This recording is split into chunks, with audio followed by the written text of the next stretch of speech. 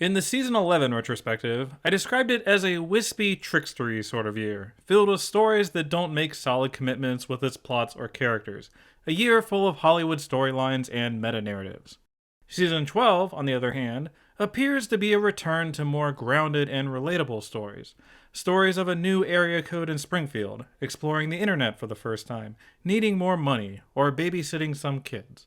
The kinds of situations that most of us could have encountered in our day-to-day lives. Now, let's see where those relatable story concepts went. Well, we've got a rock concert atop a wall of garbage, Homer being trapped on a mysterious island, being assaulted in a panda costume, and kidnapping a truck full of children. I think what we have here is the aggressive cousin of Season 11. In a sense, Season 12 is the sneak attack year of The Simpsons. I think there's two different sides of Season 12's personality. First, its desire to return to more character-driven stories. Stuff like Tennis the Menace, where the family gets overly competitive with each other. Worst Episode Ever, where Bart and Milhouse fight over store management. Pokemon, where Marge bonds with a prison inmate. Insane Clown Poppy, where Krusty bonds with his daughter.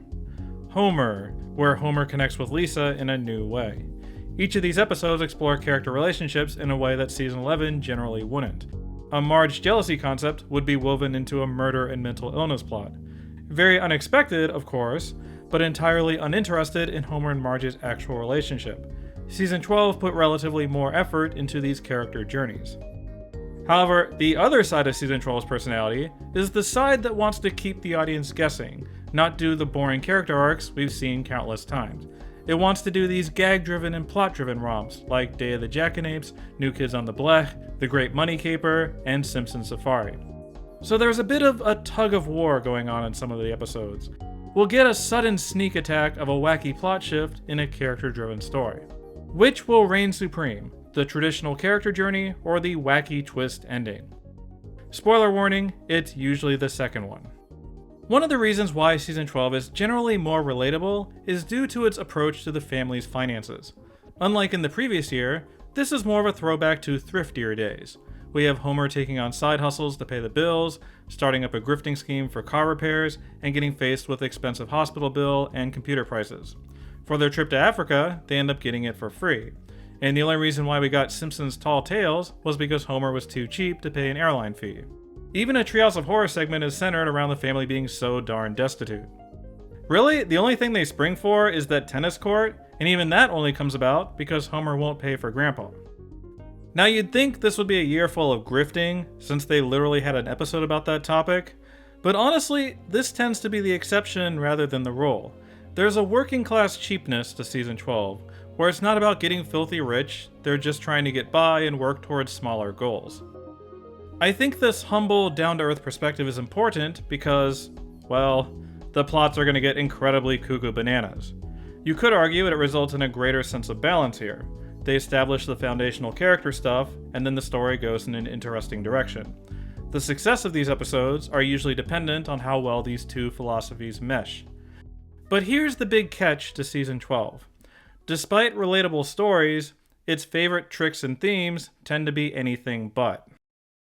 So this is going to sound really weird, but Season 12 reminds me sometimes of those pulpy novels written back in the 1940s or 50s, full of mysticism and danger and kidnapping and smuggling and stuff. It's not really about these clever whodunits with meticulous clues and complex character motivations. No, Season 12 loves the stylish melodrama. We'll get that mysterious island, a hypnotism plot, subliminal messages.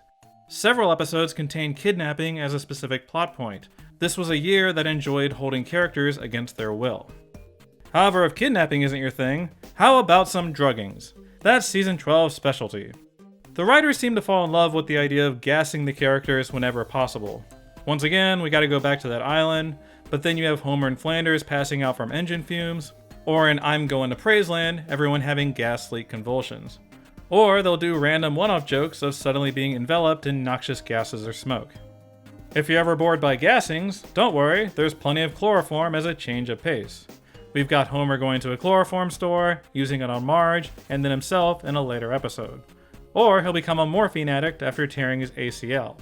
It's funny, I don't really think of Season 12 as the drunkest season in the world, It appears the writers have graduated to other mind-altering substances.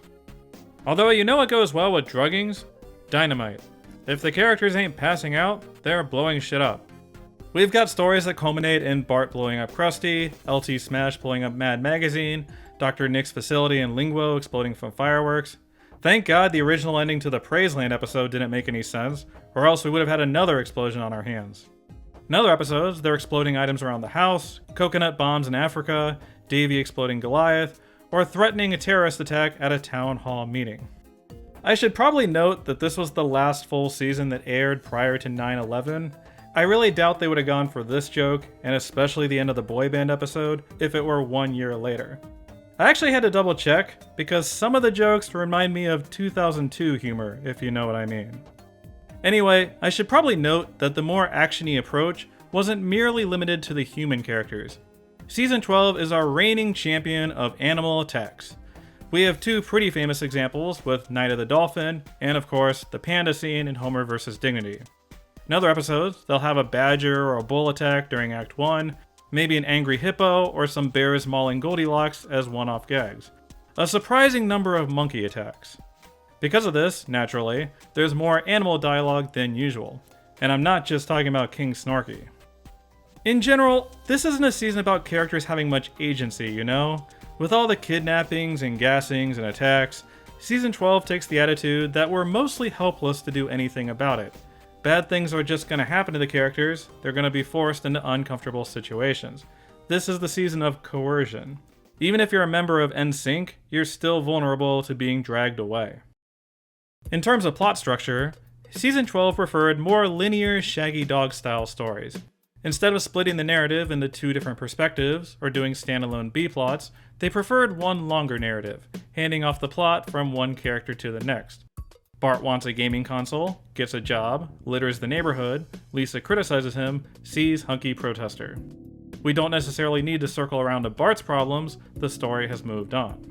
The Scully era is well known for its sudden plot shifts, especially between Acts 1 and 2. Even in that earlier example, there isn't necessarily a clear cause and effect between Bart and Lisa's stories. The writers seem to be well aware of this potential criticism, as there's that extra layer of self-consciousness to this shift. Homer will point blank tell the Badger he's done with him. Or in Tennis the Menace, Homer literally says, "We bet we didn't see that one coming."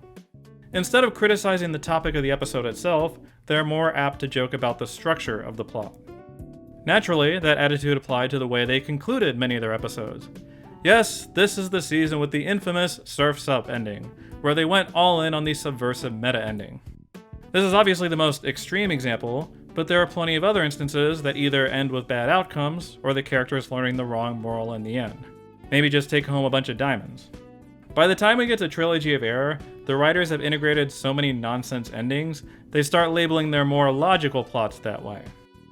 Joke-wise, I think seasons 11 and 12 have pretty similar sensibilities overall. A mix of wacky situations, meta jokes, and screw the audience stuff. Season 12 doesn't have a surreal set piece like the Jockey Elves, but it'll sprinkle small bits of magic throughout. Nothing too outrageous by the Simpsons standards. We've got another nice set of screw the audience jokes. My personal favorites are George Cauldron, Homer playing devil's advocate, these guns being used as pointing devices. With their meta jokes, they were more apt to joke about the episode's format or reference past events, like Maggie shooting Mr. Burns again, or Bart's blue shirt. Season 12 especially liked having its characters openly comment on the wacky situation. Like, how did Homer's shirt not get ripped? What's wrong with Marge's Sundays? Why did you think a balloon would stop him? You can almost hear them in the writer's room asking the same questions. One major development was the return to fantasy sequences, flashbacks, dreams, and thought bubbles. Seasons 10 and 11 preferred bringing the surreal stuff to the world of Springfield itself, not cut away, whereas this is more of a throwback to the earlier days where they'll get inside the characters' heads. The writers love them some thought bubbles. I would say Season 12 has an overall darker sense of humor. You know, Homer chloroforming Marge, this guy drinking paint, that kind of thing. They definitely ramped up their edginess, weren't afraid to make references to golden showers, or slapping your willy around, or chewing through Skinner's ballsack. And finally, I'm not positive on this point, because I wasn't clocking this last time, but Season 12 seemed to incorporate more running jokes and callbacks. I think because they have so many linear narratives, it's easier for the writers to call back to an earlier plot point, like Homer repeatedly dialing the phone incorrectly, throwing cards in people's faces, the Great Gazoo returning. Oh, is that a Long Island iced tea? I'm kind of a sucker for a good running joke, especially if it involves Bart's friend, so I appreciate Season 12's attention to detail. Makes everything feel more cohesive, gives it a better sense of continuity. Granted, nothing could be quite as continuity-rich as Season 11, but there's still some pretty deep cuts hidden here. I love seeing them at the Singing Sirloin, another Ninja Bart appearance, references to Homer being in a mental institution. My favorite is definitely the return to Storytime Village from Lisa the Vegetarian. They didn't have to put Flanders Amusement Park here, but it's nice to get a new spin on the setting. With the return of Sean Colvin's character, you could argue this whole episode is one big continuity fest. As always, we've got a boatload of guest stars from this year of The Simpsons. Season 12 doesn't have as much of a Hollywood vibe as the previous one, and that's mostly due to how they handled celebrities. Last year, we'd get a celebrity popping into Springfield in almost every episode. Here's Mel Gibson, here's Mark McGuire, here's Dick Clark. Whereas this time, they crammed most of their in-universe celebrities into select episodes.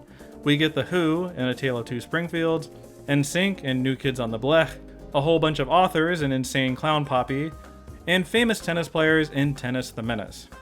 Granted, there were still plenty of episodes that centered around a guest star, but more often, they played a new character, like in the cases of Drew Barrymore, Joshua Jackson, and Michael Keaton. Other guest characters would drop in for a memorable scene, like Patrick McGowan, Edward Norton, and Frankie Muniz. Shout out to Kathy Griffin, who they brought in to play Francine, one of the weirdest roles ever given to a guest star. Her dialogue mostly consists of guttural shouting. As for our seasonal secondary character stockwatch, we saw a bit of a shakeup at the top of the rankings. The writers decided to give Moe the year off, mostly using him for one-off jokes and minor plot points. This is probably his biggest episode, and he only really shows up at the end. Instead, I think Principal Skinner leapfrogged a lot of characters to take the throne. He gets a lot of focus in Skinner's Sense of Snow, and plays an important role in plenty of other episodes. They're always finding unique ways to get Seymour into the story, some quick joke or a story tangent to get him involved. Chief Wiggum is once again the most omnipresent character, with lots of small supporting roles. This was a big year for Wiggum and Lou banter in particular. There's a case for Krusty being the MVP, since he gets 2 separate adventures. Krusty did get more spotlight, but was still being used sparingly. Ned Flanders was in the same boat as Krusty, getting a couple major roles, but otherwise fading into the background. Other characters, like Comic Book Guy, Milhouse, Kent Brockman, and Willie, had solid supporting years. Also, big congrats to Mr. Burns for making a comeback. Was starting to think the writers forgot about him. He's not reaching his season 3 or 4 heights, and his episode completely falls apart in the end, but good for him for hanging in there. I think the biggest winner of season 12, though, is actually Dr. Hibbert, weirdly enough. I had never noticed it before, but this guy is all over this thing. There's a surprising number of stories that are related to medicine or characters getting injured. Even in unexpected places, Dr. Hibbert will show up to give a diagnosis. I really appreciate that he gets to sing Old Man River in the season finale. In a very good Hibbert year, it's a nice capper. As for the Simpson family, let's start with the kids this time. I think we got a slightly more assertive version of Bart this time around, thanks to the Christmas and comic book adventures. Even in stuff like the tennis and grifting episodes, Bart's used as a more competent foil to Homer, and he doesn't fall into the Homer's assistant trap of season 10 either. I think season 12 hit a nice balance of Bart taking charge, doing pranks, and making dopey childish errors. Lisa got Flanderized a bit during season 12 due to how much they leaned on her environmentalism. She mostly exists to say smart things, point out the issues, or help Homer with his endeavors. I noticed they like to dump on Lisa a bit more this year. She took some of that heat off of Marge. I mean, they invented a character with the sole purpose of beating up Lisa. Homer is probably the character who changed the least between seasons 11 and 12. He's still that double-edged sword character, whose obliviousness and enthusiasm is either the best or worst thing ever. There are definitely more jerk-ass moments throughout. He's unusually callous to his kids and Ned Flanders, even by his standards. I'd argue he's a bit more principled during this year. taking a stand in episodes like A Tale of Two Springfields, Hungry Hungry Homer, and eventually in Homer vs. Dignity. Kinda. I think Marge, by far, was the most improved character this year. Season 11 was an especially miserable time for her, pretty much dumping on her every week. And sure, the show still makes fun of her a bunch, that's only natural, but the episodes are generally more sympathetic. She gets to take charge of situations like in Pokemon and Trilogy of Air, or work out a counter scheme in the grifting episode. Plus, her corny mom jokes and references are on point. Look kids, it's Funky Winkerbean. Over here, Funky! Marge is a character who can get pigeonholed into a couple specific roles, so I appreciate the variety the writers gave to her. I think Season 12 has more variety as a whole, which is why I think of it as the sneak attack season. Because something like Season 11, when it goes all cuckoo bananas, you can kinda see it coming. The story was already kinda cuckoo bananas. I think Season 12 did a much better job of at least starting its adventures in a down-to-earth place, something the audience can easily latch onto. After that point, they can pursue a more traditional route, or it can go in a weirder direction. Or maybe it'll surprise us at the very, very, very end. Season 12 does a great job of always keeping the audience guessing, always keeping us off balance. You could argue that Season 12 is a more tonally dissonant season, that it's more apt to set up the audience for disappointment, and yeah, in some cases I think that's true. But I think it's pursuing a similar dynamic that classic Simpsons did, marrying down-to-earth stories to wacky situations. Season 12's wacky situations just happen to revolve around druggings, kidnappings, and animal attacks. Yeah, it's a weird combination. But I think it's overall an improvement to the Season 11 formula. They gave us more substantial stories with stronger character motivations, while still remaining their wispy, trickstery selves. Let me know in the comments what you think of Season 12 and all of its druggings, kidnappings, and animal attacks. Did you like how twisty and surprising some of the plot points were? Or do you think yelling "Surf's Up" doesn't count as an ending? Will we finally get some closure on the Bag Boy strike? That's the real question. I'll be back next time for the top 10 list, when I finally figure out what the heck my number 6 to number 10 entries are. Seriously, I still have no idea what's going to show up on the bottom half of this list. Season 12 will surprise me yet again, I'm sure. As always, thanks for watching.